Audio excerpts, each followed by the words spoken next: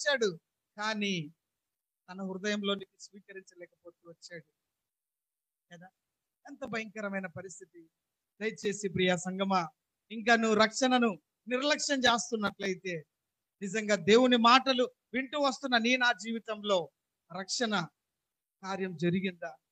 రక్షణ కార్యానికి నువ్వు చోటిస్తా ఉన్నావా?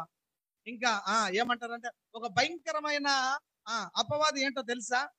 నాకు ఇంకా టైం కావాలా, నీకు ఇంకొక 10 సంవత్సరాలు ఇచ్చినా నువ్వు వింతే, ఇంకొక 100 సంవత్సరాలు నీకు ఇచ్చినా నీ బ్రతుకు మారదు. ఎందుకంటే మానవ ప్రయత్నం వల్ల ఏ యొక్క మేలు జరగదు.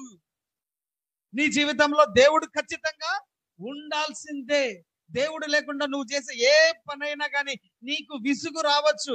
అయ్యో, పౌలు గారంతటి వ్యక్తి మహాశయుడే చెప్తాడు, అయ్యో నేను ఎంతటి దౌర్భాగ్యుడను, ఇట్టి పాప మరణము నుంచి విడిపించడానికి ఏ ఒక్కరు లేరా అంటే, పౌలు గారు అంటారు, ఆయన ఆ మాట అన్నప్పుడు నాలో ఒక నియమం పనిచేస్తా ఉంది.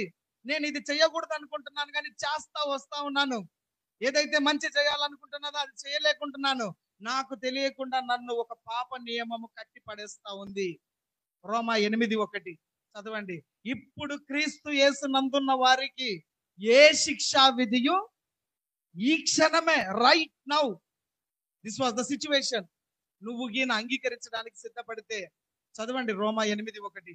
ఇప్పుడు మేబీ పాస్ట్ లైఫ్ ఏమైనా అయి ఉండొచ్చు.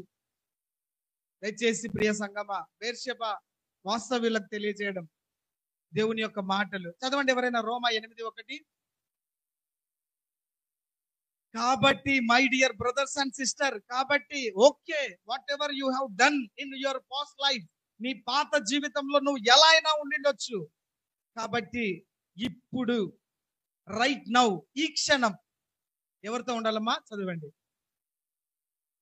క్రీస్తు యేసునందున్న వారికి, yes, he paid the price. నీ పాపం కొరకు ఆయన వెల చెల్లించాడు. పరిశుద్ధుడైనటువంటి రక్తమును ఆయన సిలువలో కారుస్తూ వచ్చాడు. ప్రియ సహోదరి సహోదరుడా, ఇంకా దేవుని యొక్క కార్యాన్ని నిర్లక్ష్యం చేస్తా వస్తా ఉన్నామేమో. ఈ క్షణము నువ్వు ఒప్పుకున్నట్లయితే నువ్వు నేను కూడా ఆ అబ్రహాము రొమ్మును ఆనుకున్నటువంటి లాజరు యొక్క ప్రాంతానికి చేర్చబడతాం. అప్పుడు మనం చదువుకున్నటువంటి మాటలు చూసుకుంటూ ముందుకు వద్దాం. ఏమంటున్నాడు? తండ్రివైన అబ్రహామా, నా యందు కనికరపడి తన వ్రేలికొలను నీళ్లలో ముంచి నా నాలుకను చల్లార్చుటకు. గమనించండి, ఒక మంచి అవకాశం వచ్చినప్పుడు ఒప్పుకోకపోతే ఎంత భయంకరమైన పరిస్థితికి వెళ్ళిపోయాడు ఆయన. కనీసం నీళ్ళ చుక్క దొరకని ప్రాంతంలోనికి వెళ్ళిపోయాడు ఆయన. దయచేసి గమనించండి, దేవుడు ఒక అవకాశం ఇచ్చాడు. ఇదిగో నేను తలుపు నొద్దు నిలిచింది తట్టుచున్నాను. ప్రకటన 3:20. ఎవడైనా నా స్వరము విని తలుపు తీసిన ఎడల, ఇంకా తలుపు కొడతానే ఉన్నాడు. ఆయన ఎప్పుడు బలవంతంగా లోపలికి రాడు. You have to open your self. నువ్వు తీయాలి దాన్ని.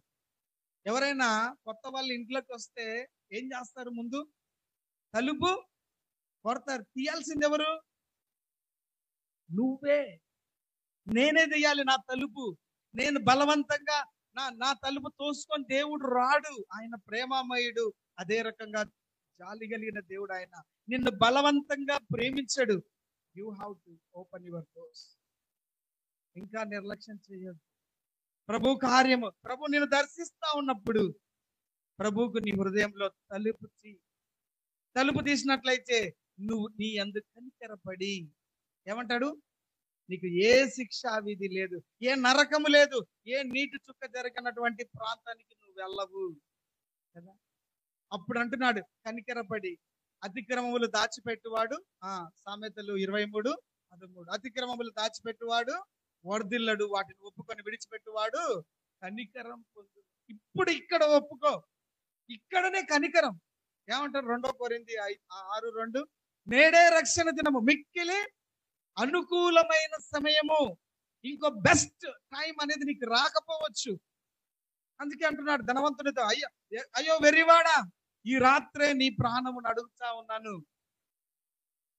ప్రభు నిన్ను అంటున్నాడు, ఇది మిక్కిలి అనుకూలమైన సమయం, నేడే రక్షణ దినము. ఈ రోజే నీ హృదయంలో దేవుని తీసుకోగలుగుతావా? ధనం ఉందని, ఆర్థికంగా బాగున్నానని, ఆస్తి ఉందని, బలం ఉందని విర్రవీగిపోయేటటువంటి ఏ ఒక్కరైనా సరే నీ ప్రాణాన్ని నీ చేతుల్లోకి ఎప్పటికీ తీసుకోలేవు, నీ దేవుని యొక్క ఆధీనంలో ఉంటే తప్ప. దయచేసి ప్రియ సంగమా, ఇంకా నువ్వు రక్షణ తీర్మానము, బాప్తిస్మమును, ఇంకొకటి దేవుని కార్యానికి అడ్డుగా ఇంకొంచెం టైం కావాలా, ఇంకా కొంచెం బైబిల్ నేర్చుకోవాలా, ఇంకా కొంచెం, please stop all your thinkings. కదా, మన ఆలోచన